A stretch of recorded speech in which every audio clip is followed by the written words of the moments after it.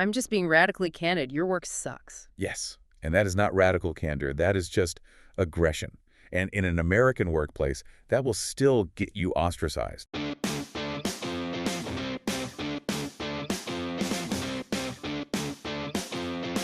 Okay, picture this. It's 2 o'clock on a Tuesday.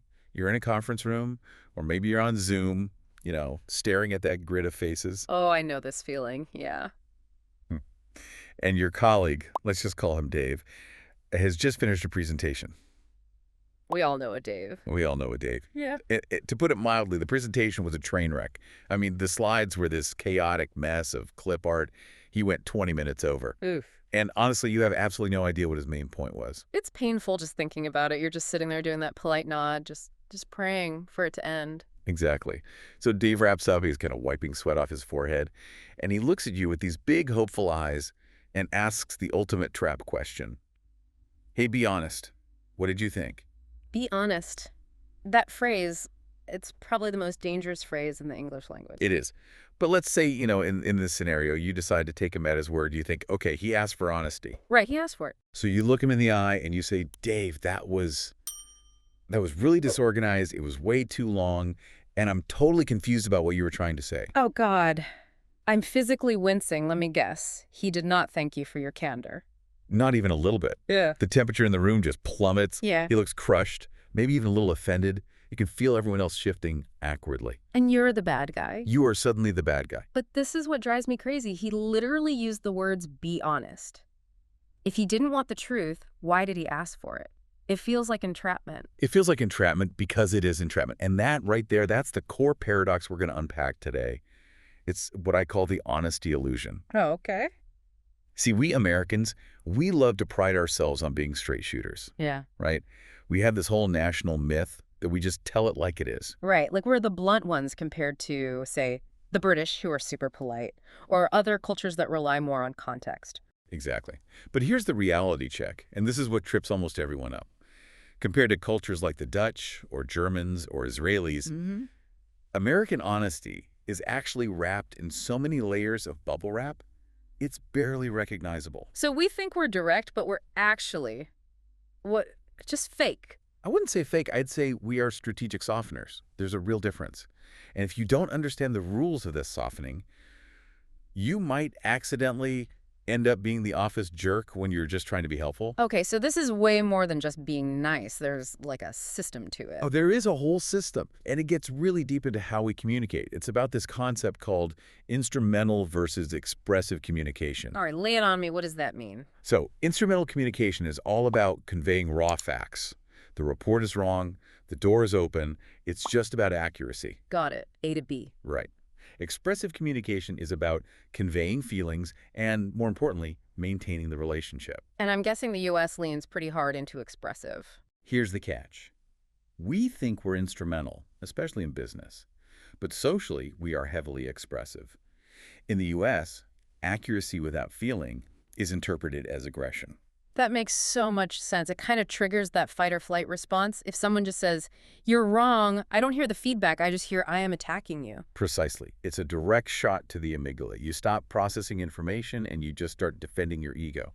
So the whole American communication style is basically a system to keep everyone's amygdala calm so work can actually get done. It's all about the packaging. It is all about the packaging. Okay, so let's talk about the packaging, because I've seen this go wrong both ways. I've seen people be way too blunt, but I've also seen people be so soft that you completely miss the feedback. That's the danger zone, for sure. But there is a sort of softening toolkit that successful American professionals use almost instinctively. Let's run through it. Okay, deal. I'll be the skeptic. Perfect. So let's go back to Dave and his disaster of a presentation. We need to tell him the middle section was boring and irrelevant. Tool number 1, the compliment sandwich. Ugh. The feedback burger. Okay, can I stop you right there? Please, go for it. Does this actually still work? I feel like everyone, especially younger generations, sees right through this. If you start with, I loved your energy, I'm already just waiting for but it feels so patronizing. You are 100% right that it is a cliche. We mock it. We make memes about it. But, and this is the fascinating part, we still expect it. Even when we know it's a trick. Yes. Think of it like a greeting when someone asks, how are you? Hmm. You know, they don't really want a detailed medical history. Right. But if they don't ask, you think they're rude. The compliment sandwich is the how are you of feedback. It's a social ritual that signals we're still on the same team. Okay, so it's social lubricant. It greases the gears so the criticism doesn't cause a spark. Exactly. So, humor me. Fix Dave's boring middle section using this sandwich, but try to make it sound like a real person. Okay, let's see. So instead of the middle sucked, Dave, I really loved how you opened things up. The energy was great. I did feel like we got a little bogged down in the stats during the middle. Maybe we could streamline that. But honestly, the way you handled the Q&A at the end was really solid. See, that felt totally It different. felt softer, but I still told him the middle section was too heavy. You did. But by bracketing it, you signaled, I am on your team. Uh. Now, let's move on. Tool number 2, this is for when you don't have time for a full sandwich. This is the hedge. This is just adding maybe and sort of to everything. Basically, it's using qualifiers to introduce doubt. But here's the rule that most people miss.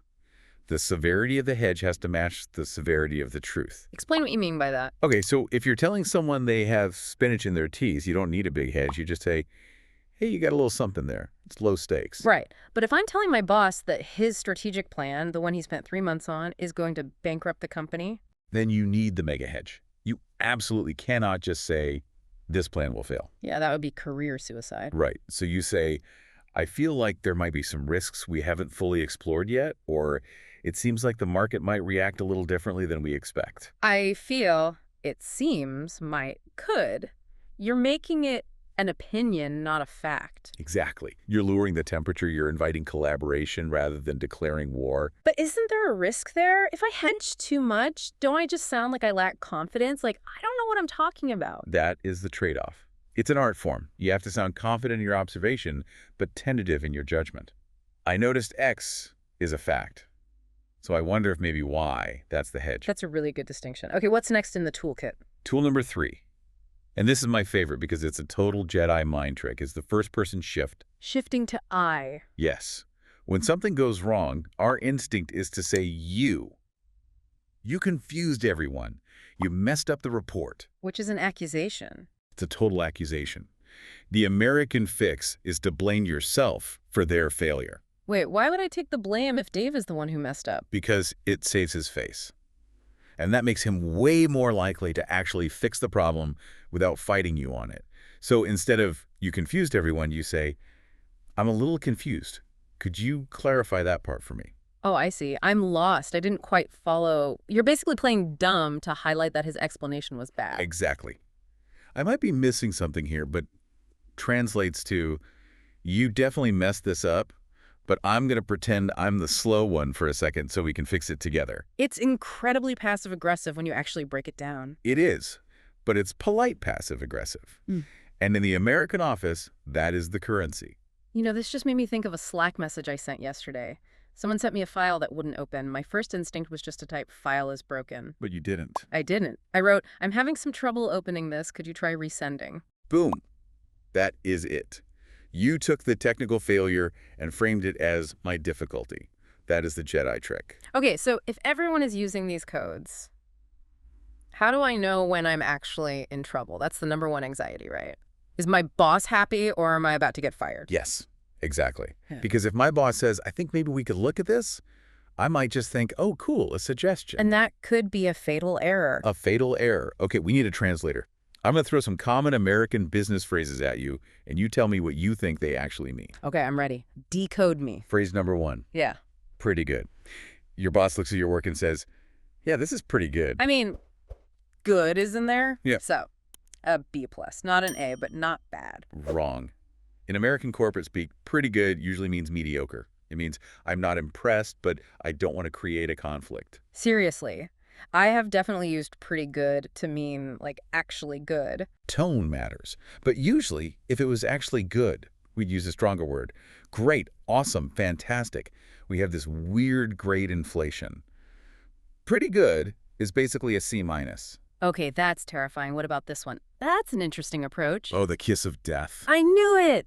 I had a client say this to me once. I pitched an idea, and she just paused and went, that's an interesting perspective. I never heard from her again. Interesting is the ultimate non-committal shield. It almost always means, I strongly disagree, or this is weird, or I hate this, but I can't think of a polite reason why yet. It's a placeholder for a hard no. Exactly. Okay, and here's the most important one. If your boss says, going forward, maybe consider doing X. That just sounds like a gentle suggestion for the future. It is a retroactive command. It means you did this wrong in the past. Do not ever do it that way again. Wow. Going forward. It basically means let's just pretend the past didn't happen, but you need to change everything. Right. Now, we've been talking about American style as if it's one big thing. But you and I both know that's not true. Yeah. An office in New York is totally different from an office in Dallas. Oh, absolutely. I grew up in the Midwest, and the rules there are just worlds away from where I live now on the East Coast. Yeah, let's break that down. Start with the Northeast New York City, Boston. East Coast bluntness. People think New Yorkers are rude. I actually find it kind of refreshing. Me too. It's faster. There's less hedging. They still use the tools, but maybe the compliment sandwich is like an open-faced sandwich. Yeah, less bread. It's efficiency driven. I need this by 5. Isn't rude, it's just a fact. Right. Now compare that to the South. Oh, man. So I have a friend in Atlanta, and the first time I visited, I thought everyone was the nicest person I'd ever met in my life. And then you learned about bless your heart. I did. It is weaponized politeness. It's a culture of honor. Right. So- So direct confrontation is a huge violation. You have to wrap any insult in just layers and layers of sweetness. Bless his heart, he's doing his best. Really means he is an incompetent idiot. It's devastating because you can't even fight back. If you get angry, you look like the rude one. You do. Yeah. Okay, then you have the Midwest Minnesota-ness. Which I've always heard is basically the passive-aggressive Olympics. It is. It's extreme conflict avoidance. If you're rude in the Midwest, nobody will say a word to your face. They'll just smile. Yeah. And then you will never be invited to anything ever again. The silent freeze. Yes. And finally, the West Coast, California, the land of good vibes. Yeah, I feel like on the West Coast, any kind of negative feedback is just seen as bad energy, a disruption to the flow. It's a disruption. So criticism gets incredibly vague and almost spiritual. I'm just not feeling aligned with this direction. Right. It doesn't resonate. It is very hard to fix a spreadsheet that just doesn't resonate with your boss. It is. Okay, so I want to introduce a bigger concept here. We've talked about tools and regions, but there's a psychological framework that explains why all this friction happens. It's called ask culture versus guess culture. I've heard these terms before, but I've never really gotten a solid grasp on them. Break it down for me. Okay. In an ask culture, the rule is simple. It is okay to ask for anything.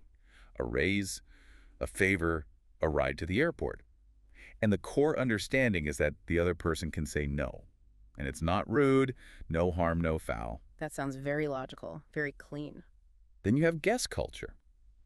In guess culture, you avoid asking for things directly unless you are pretty sure the answer is going to be yes. You have to read the air, you drop hints. Okay, give me an example. Let's say you need a place to stay. An ask culture person says, hey, I'm coming to town next week. Can I crash on your couch? Simple, direct. A guess culture person would never do that. They'd say something like, I'm so excited to come to town next week, just looking at some hotels right now. Ah, they drop the pebble in the pond. Exactly. And they wait for the host to say, don't be silly, stay with us. If the host says, oh, you should check out the Marriott, that is a soft no. And the guest person gets the hint and moves on. No feelings hurt. Right. But here's the massive twist about America. We think we are ask culture. We think we're bold, go ask for the sale, that whole thing. But socially and inside most offices, we behave like a guess culture. That is actually mind-blowing, because now that I think about it, if someone asks me a super blunt question that forces me to say a hard no, I feel incredibly awkward. You feel bad. You feel guilty. I do. I make up excuses. Oh, I'd love to, but I'm just so busy. Instead of just saying, no, I don't want to do that. That is pure guess culture behavior. We expect people to read our signals. If you ask for a raise and your boss says, we'll see how the budget looks next quarter, and ask person hears maybe, a guess person knows that means no. And that's where the conflict happens. If you have a true ask person, maybe from another country, interacting with an American guest person. It's a disaster. Total disaster. The ask person asks for honest feedback. The American gives them a soft no or a hedge. The ask person thinks everything's fine. Then they get fired, and they are completely shocked. Because they just missed all the hints. They weren't trying to read the air. Exactly. So bringing this all back to today, we hear so much about radical candor in the workplace now. You know, challenge directly, care personally. Isn't the whole trend moving toward being more blunt? That is a great question. And Radical Candor is a brilliant framework, but I think it's also the most misunderstood concept in modern business. How so? People hear Radical Candor, and they just hear permission to be a jerk. They totally skip the care personally part and go straight to challenge directly. I'm just being radically candid. Your work sucks. Yes, and that is not Radical Candor. That is just aggression. And in an American workplace, that will still get you ostracized. Even in companies that claim they want brutal honesty, you are still expected to use the toolkit. You have to build the relationship capital before you can make that withdrawal of criticism. So don't throw away the compliment sandwich just yet. Definitely not. Maybe just, use artisanal bread. Make it genuine. I like that. Artisanal bread. So, to synthesize all this for everyone listening, if you want to survive that just being honest trap, you have to realize it's basically a formula. Okay, break down the formula for me one last time. Step 1, the positive opening. Establish safety. Step 2, the bridge. One thing I noticed. Step 3, the specific issue, but framed as your confusion or a we problem, not a you problem. Right, the Jedi mind trick. And step 4, the collaborative close. How can we fix this together? It sounds like a lot of work just to tell someone their font size is too small. It is work. It's emotional labor. But that labor is what maintains the relationship. The goal isn't just to be honest. The goal is to be honest and keep your job. And be able to work with these people tomorrow. Exactly. So next time someone like Dave comes up to you and says, hey, be honest, what did you think? You give him the truth, but you wrap it in a warm blanket first. A little I think, a little maybe, and a nice compliment sandwich will save you a whole lot of trouble. And probably save Dave's ego, too. Which, let's be honest, he probably needs.